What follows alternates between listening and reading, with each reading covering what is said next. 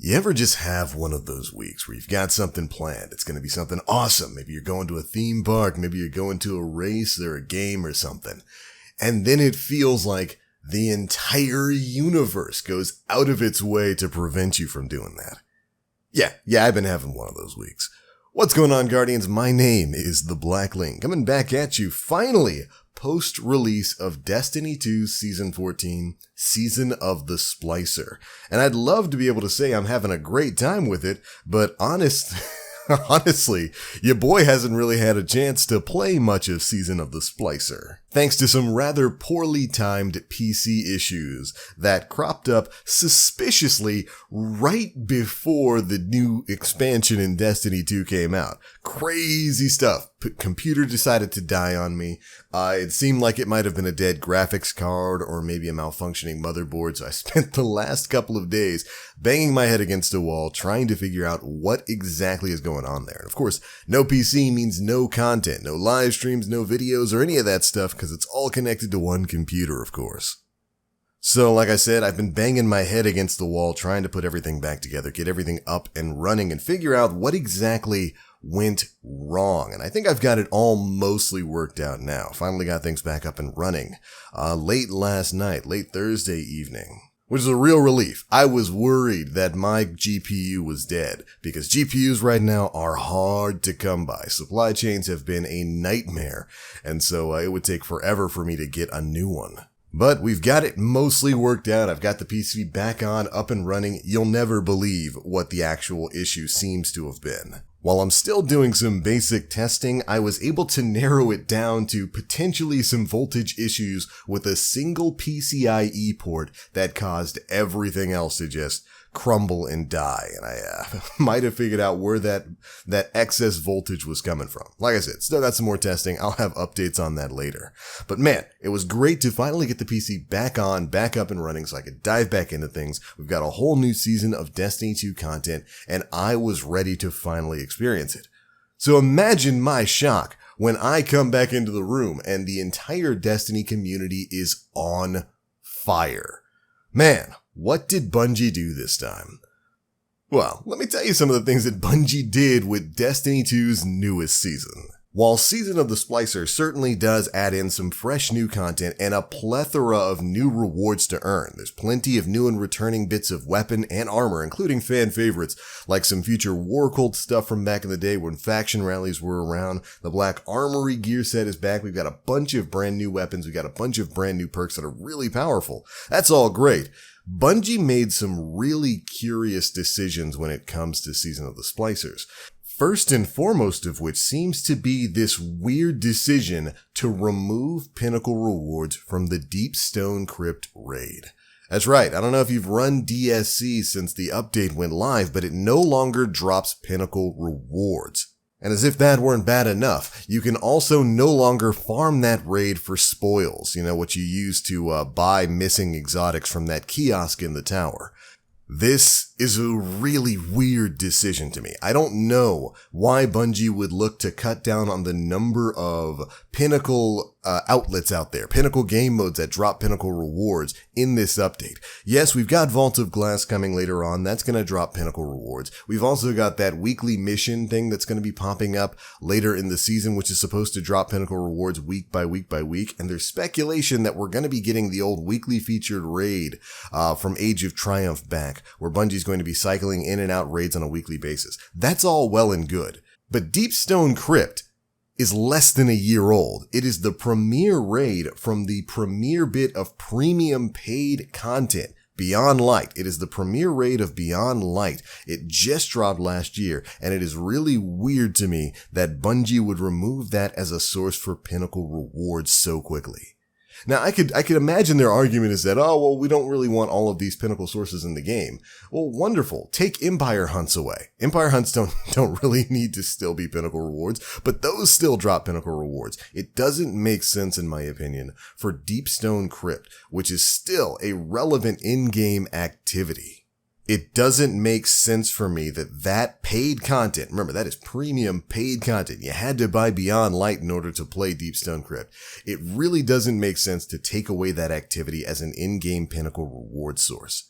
And, if the argument is that they don't want that many Pinnacle sources, I would say why? Why? It's not like we're doing the same sort of power level jump that we do in normal seasons. We're not doing the 50 jump power level boost to a new hard cap. This season, it's going from a max of 1310 to 1320. They went ahead and they reduced some of that unnecessary grind there. I don't know if that argument really holds water here. And it just doesn't make sense that this paid content is no longer relevant for the in-game grind. I think it's a bad decision. I hope it's something Bungie reverses. But it's not the only problem currently with Season of the Splicer. There are plenty of other issues. There were some stealth changes and stealth nerfs to specific classes. In particular, Top Tree Dawnblade's movement options got completely bodied. You can't do that in stasis anymore.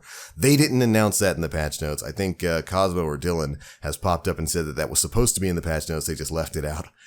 Still not a good idea. I think that's something they should revert. You shouldn't be making life worse for the light-bearing subclasses and easier for stasis, which, by the way, got even stronger with some of the aspects and fragments from what I'm seeing. That's not great.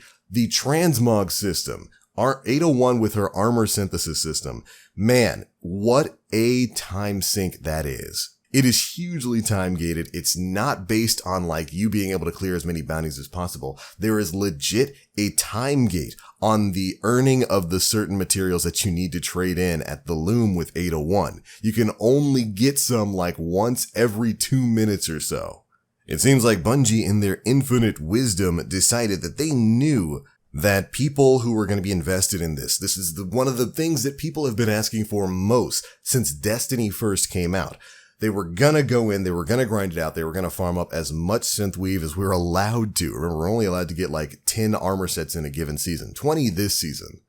But Bungie knew people were going to figure out a way to farm out those bounties. So rather than just tying it to getting kills and whatnot, Bungie put an actual timer on when that resource can actually drop. And you can only get one. Like I said, it's once every 2 minutes. So you legit have to sit back and wait 2 minutes in between drops to get it.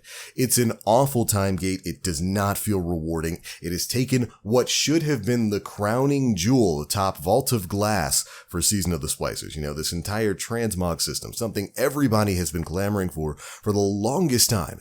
It's taken what should have been the easiest dub of all time for Bungie in terms of player goodwill, and it has turned it into a frustrating failure, which in my opinion is greatly overshadowing all of the other great stuff added here in Season 14. This is not a good look, Bungie, and I think it needs to be changed immediately. I get it. You don't want people farming up all the resources they can get per season really, really quickly. My question to you is, why? Why don't you want people doing that? You've got other content coming on later in the season that legit looks interesting and will keep players playing. This shouldn't be the thing that you're forcing people to time gate and wait and grind out. If people want to go and they want to farm up all of their synthweave resources in a single week, you should let them do that. But then, of course, I'm reminded of the other part of the transmog system here. Eververse, the cash store. Remember, there's no limit on the resources you can buy in order to just skip the grind when it comes to this transmog system. So you can either spend, I think it was clocked at being about 150 hours grinding out a season's worth of synth strand or synth weave or whatever it's called by doing bounties and playing the free track, or you can just go spend $10. Hours upon hours of worthless grinding because there's an internal timer in between drops. You have to wait 2 minutes in between drops in order to actually get this stuff, or just go spend some money at Eververse. Yeah, I think where the priority went with this is pretty obvious, and it's not a good feeling. It's not a good look. It's not a good anything. And it's something I think Bungie needs to address immediately. We had the TWAB come out last night, and it only really talked about some incoming weapons and Iron Banner dropping next week. There was nothing about any changes to Pinnacle drop rewards or any changes to the transmog system. We know Bungie's always listening to these things. I'm willing to give them the benefit of the doubt for a lot of stuff, and I hope that they're listening to the fan response on this. Because this transmog system, oh man, it looked so bright at the start, but the way it's working right now, the way you actually gather these resources, definitely ain't it. Here's hoping Bungie makes some positive changes soon. But alright, Guardians, that's pretty much it for my thoughts on the start of this season. Again, it really bums me out to have to say a lot of this stuff, because of course a new season should be a time of excitement. We've got a bunch of legitimately brand new awesome things in the game right now that I think are being overshadowed by a few really bad decisions Bungie decided to make. Oh, and don't think it's lost on me, Bungie, that you didn't tell us about that internal time gating before this came out. Remember, they explained the entire transmog system a couple of twabs ago, with the 3 different resources that we're gonna have to trade in for bounties and whatnot, but they didn't mention that internal timer. That was something we had to find out on our own. Don't think I didn't notice. But anyways, those are my thoughts, Guardians. Be sure to leave me yours. How do you feel about Season of the Splicer thus far? What do you like? What do you dislike? Be sure to let me know. Hopefully I can get this PC back up and running so we can get back to producing normal content at a normal pace really soon. But I'm out for now. Thank you all so much for watching. And as always, I am the Black Link. You Guardians, stay frosty.